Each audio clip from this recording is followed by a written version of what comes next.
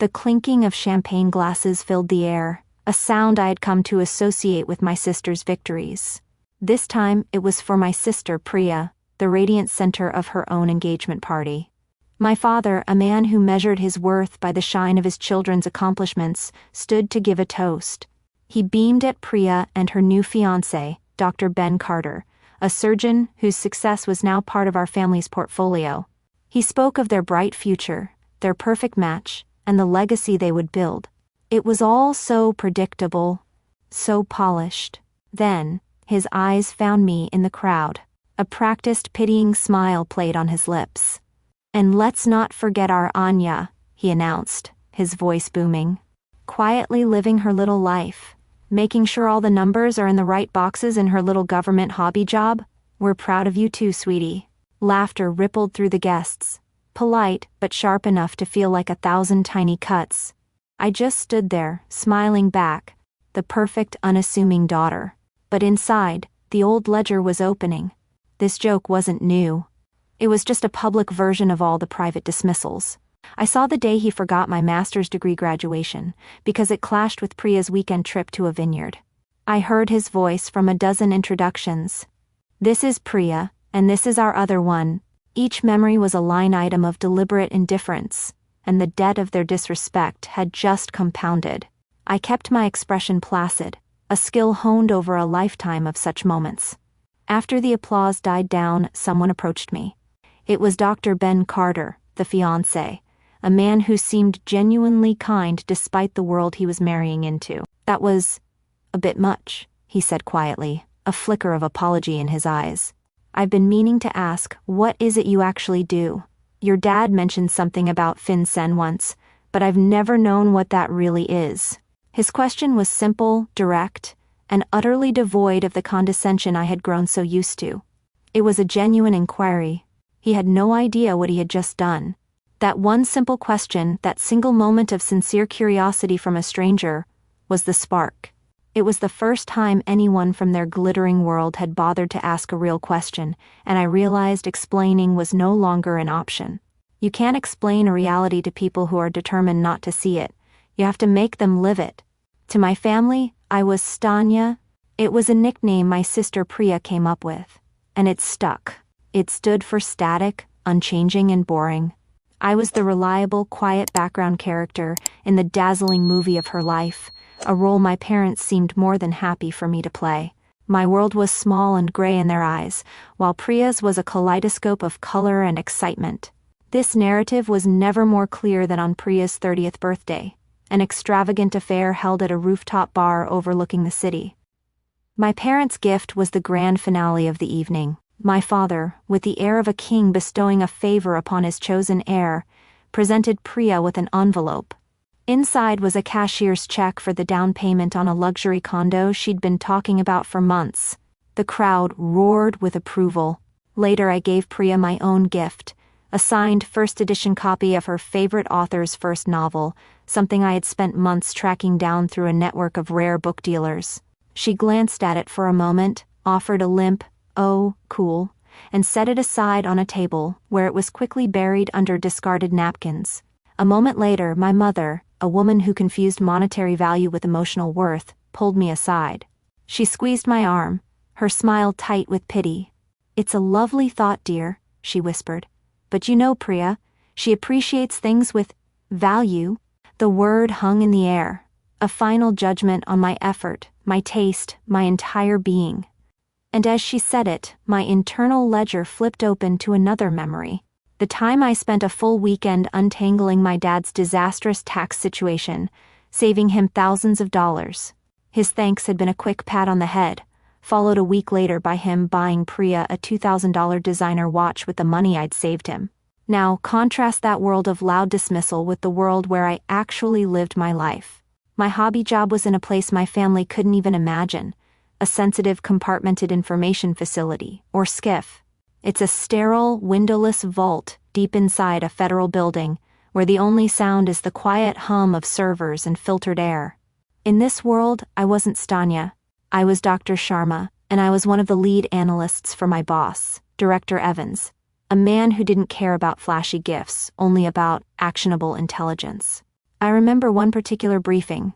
I stood before a massive smart screen, displaying a complex web of international transactions. The cartel is exploiting a know-your-customer loophole in this specific Swiss bank, I explained, pointing to a node on the chart. They're using a series of shell corporations, but the ultimate beneficial owners all trace back to the same 3 individuals. They're in the placement phase, moving roughly 50 million a week, using high-frequency trades to layer the funds. My voice was calm, certain. I wasn't asking for approval, I was stating facts I had spent 600 hours verifying. Director Evans listened, his eyes fixed on the data I was presenting. He didn't interrupt. He didn't second-guess. When I was finished, he simply nodded. "Good work, Sharma," he said, his voice low and decisive. He turned to his aide. "Get me a direct line to the Treasury liaison and burn. Authorize a Level 1 asset freeze on all accounts connected to those UBOs, effective immediately." With those words, based solely on my analysis, millions of dollars in drug money were instantly paralyzed.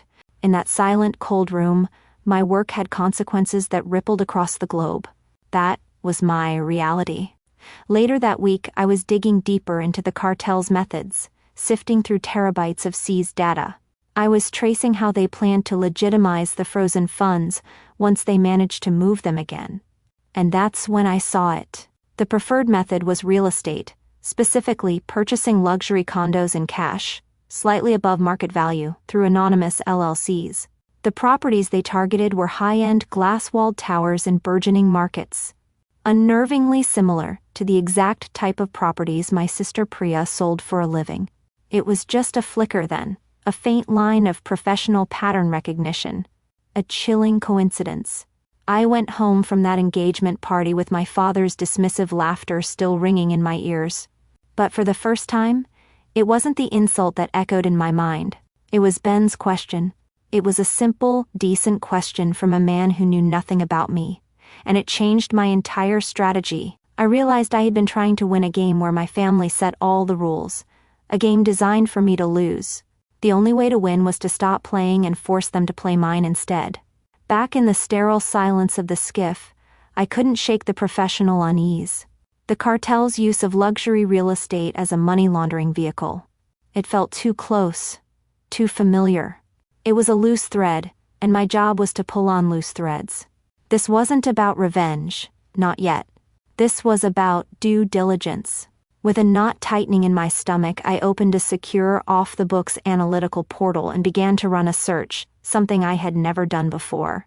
I cross-referenced recent sales from Sharma Lux Properties against our database of flagged shell corporations. It took less than a second. My screen, which was usually filled with foreign names and offshore entities, suddenly lit up with sales records from my sister's company. I saw the LLCs I had been tracking for months, fronts for the cartel, names I knew were steeped in violence and crime, listed as the buyers of 3 different multi-million-dollar condos. My breath caught in my throat. This wasn't a coincidence. My sister wasn't just selling properties like the ones the cartel used. She was selling properties and tuned them. A wave of nausea hit me, but years of training kicked in, pushing the emotion down and replacing it with cold, hard procedure. I knew instantly that I couldn't touch this case.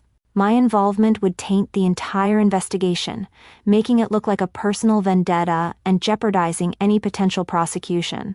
The only correct move, the only ethical move, was to follow protocol. My hands moved with detached precision as I began compiling a new intelligence brief, citing the sales, the shell corporations, and the direct link to the ongoing cartel investigation. I was meticulous.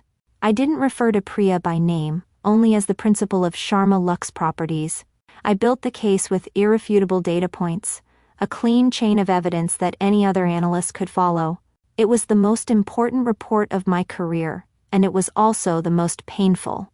I attached it to a formal request for recusal, citing a potential conflict of interest, and addressed it to Director Evans. I hit send, and the file was gone. I hadn't declared war, I had filed a report. My part in it was over. Months passed. Life went on, at least on the surface. My sister's wedding planning became the family's sole focus, a whirlwind of cake tastings and venue tours that I politely avoided. I kept my head down and focused on my other cases, the ones that had no connection to my family's gilded, fragile world. Then, one Tuesday afternoon, the first tremor hit. Federal marshals delivered subpoenas to my father's office and Priya's penthouse. They were summoned for a formal deposition regarding financial irregularities at Sharma Lux Properties. Their reaction was exactly what I expected: pure, unadulterated arrogance. They saw it as a bureaucratic annoyance, a mistake made by some government drone that they and their expensive lawyer would swat away. My mother called me that evening, her voice a shrill instrument of fury. She didn't ask if I knew anything, she accused me directly. "How could you do this, Anya?" she hissed. "You were always jealous of your sister's success, and now you sick the IRS on her right before her wedding? This is a new low, even for you." I listened to the tirade without saying a word, letting the familiar accusations wash over me. I wasn't the one who had done this to them. They had. I just filed the paperwork. The deposition was held in a sterile conference room in a downtown federal building, a place devoid of charm or comfort.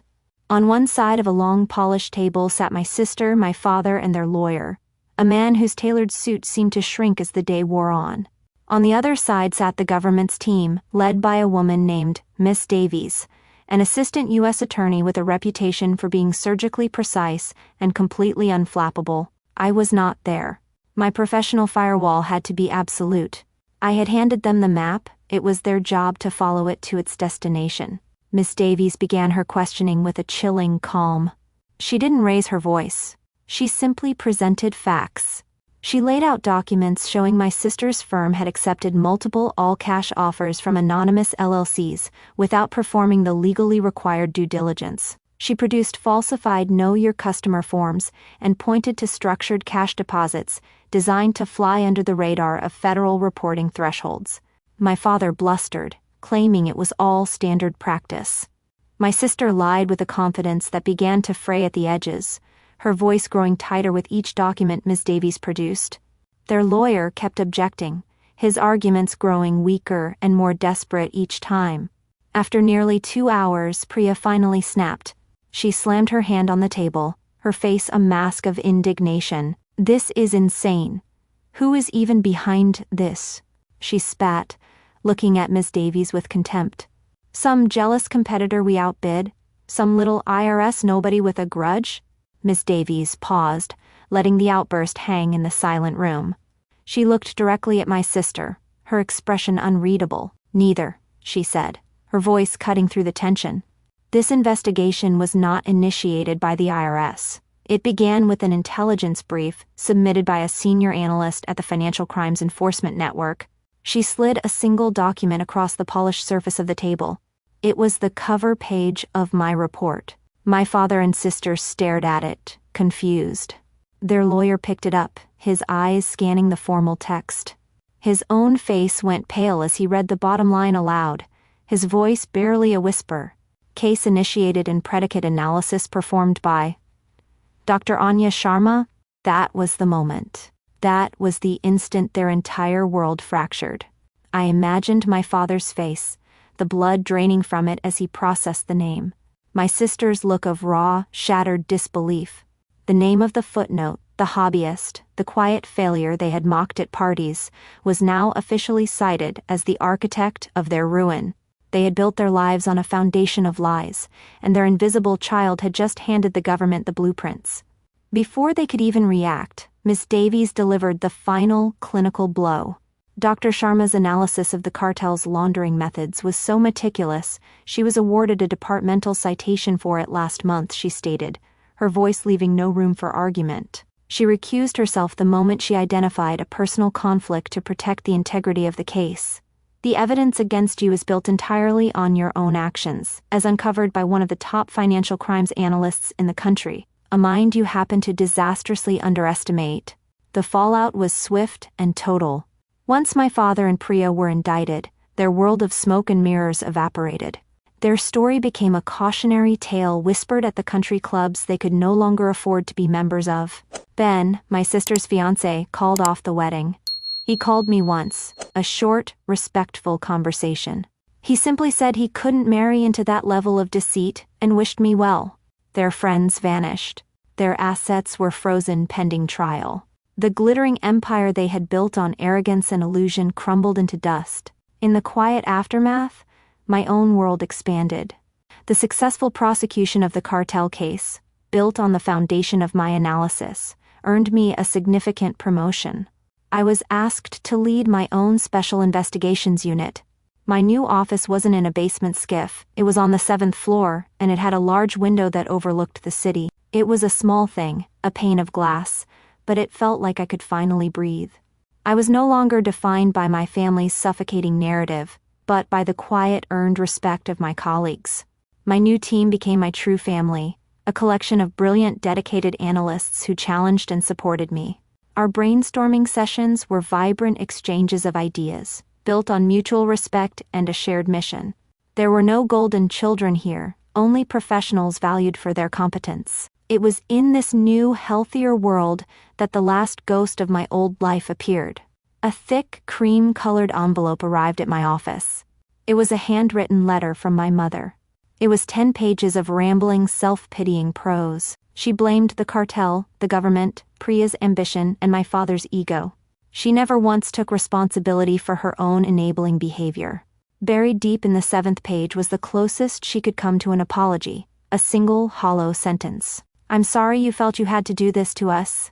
It wasn't an apology for her actions, it was an accusation against mine. It was perfect, in its own way. It was the most authentic thing she had ever said to me. I read the letter once, feeling not anger, but a kind of distant, clinical pity. Then, without folding it, I walked over to the heavy-duty office shredder. I fed the pages into the slot and listened as the machine whined, turning her last, desperate attempt to control the narrative into a basket full of meaningless confetti. My piece was finally my own. My father believed a legacy was something you pass down. I learned that a true legacy is something you build in silence, and have acknowledged by the world. If you've ever had to fight to be seen for who you really are, share your story in the comments. In this community, your true self is always valued.